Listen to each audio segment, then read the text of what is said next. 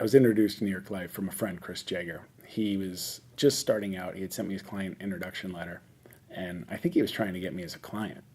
Mark came to us with a really great perspective. He had run a business for a number of different years. I think he was challenged by the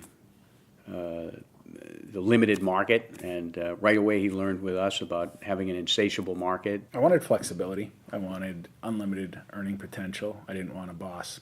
I didn't want to be chained to a desk. I didn't want to be told to be here 9 to 5. At the same time, although he works very hard, he's a family man. He's got 2 young children, and he makes time for them, and I really appreciate that. I think that's really critical. Is he embraces the control that this career affords him to spend time with his family and pursue hobbies. And outside of his family, his true passion is sailing. Every Wednesday afternoon, he races sailboats, and he puts it in his calendar just like an important client meeting. I think the hardest thing about the business was going from being the plaster fun time guy, who I'd been for 20 years, to a different guy. Although Mark had been a business owner, it's a very different business. Most of his clients were under the age of 8, and so he had to come to New York Life and learn how to interact in a very different way and a different process. I always say anybody who follows our model will be successful. But Mark brings a little extra to the table. He's very smart. He thinks like a business person. So it would be very easy for him to point to his past success and say, I know how to do things. I don't need to do it your way.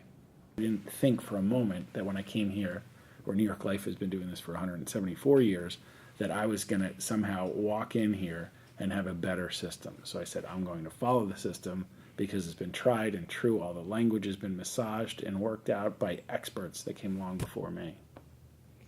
Mark picked up very quickly on our model, but right away he stretched it. He said, what else can I do with the model? Almost every day he asks me, what else should I be doing? What else could I be doing? And I think this is especially remarkable given his successful background. I learned very quickly I wouldn't be able to generate enough activity on my own, so I had to look to other people. So I did 2 things. I did professional alliances and a networking group. I wanted to build a system of having people come to me rather than me going out and finding individual cases. So I went out looking for chickens, not eggs. So an egg is just a great case or someone that needs my help. A chicken is someone that sees lots of people every day who also need my help and can send them to me.